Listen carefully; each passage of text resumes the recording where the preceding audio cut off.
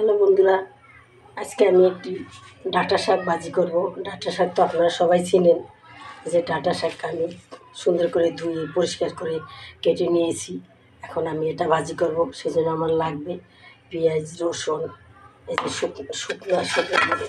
শুকনা মরিচ, আরও লাগবে কাঁচা মরিচ, লবণ, তেল।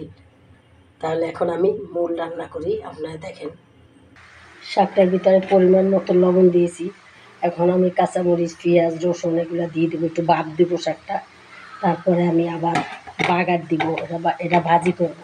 শাক পাতা সবার জন্য খুবই দরকার, শরীরের জন্য যে কোনো শাক পাতা। প্রত্যেক দিন একটা শাক খাওয়া মানুষের প্রয়োজন, তাই আমি আজকে এই ডাঁটা শাকটা ভাজি করতেছি। দেখো বন্ধুরা, শাকটা আমার সেদ্ধ হচ্ছে। কি সুন্দর দেখতে, সবুজ কালার, সবুজ জিনিস। এখন আমি এই শাকটাকে ভালো করে সেদ্ধ করি, তারপর আমি বাগার দিয়ে দিব।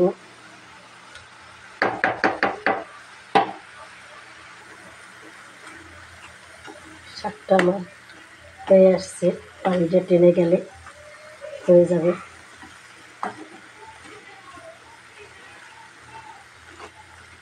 সবজি মানুষের শরীরের জন্য খুবই প্রয়োজন।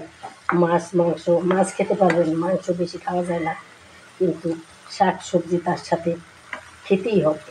আপনি যতই মাংস খান না, যাই খান, তার সাথে আপনাকে শাক সবজি খেতেই হবে। শাক সবজি মানুষের প্রয়োজন, খুবই প্রয়োজন। কিছু না কিছু সবজি প্রত্যেক দিন আপনার রেসিপি করতেই হবে, কিছু না কিছু।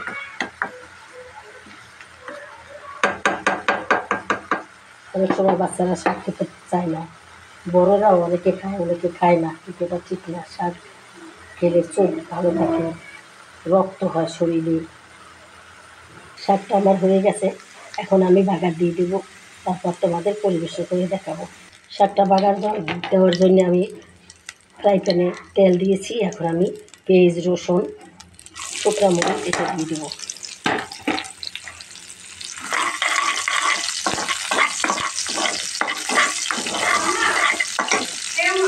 হয়ে গেছে আমার, পেঁয়াজটা লাল হয়ে গেছে। এবার আমি শাকটা করে দিয়ে দিচ্ছি।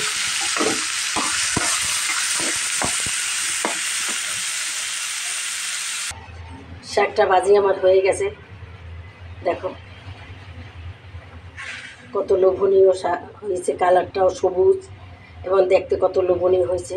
দেখতেও যেমন, খেতেও সেভাবে টেস্ট। খেয়ে দেখিও, তোমরাও রান্না করে খেয়ে দেখবে।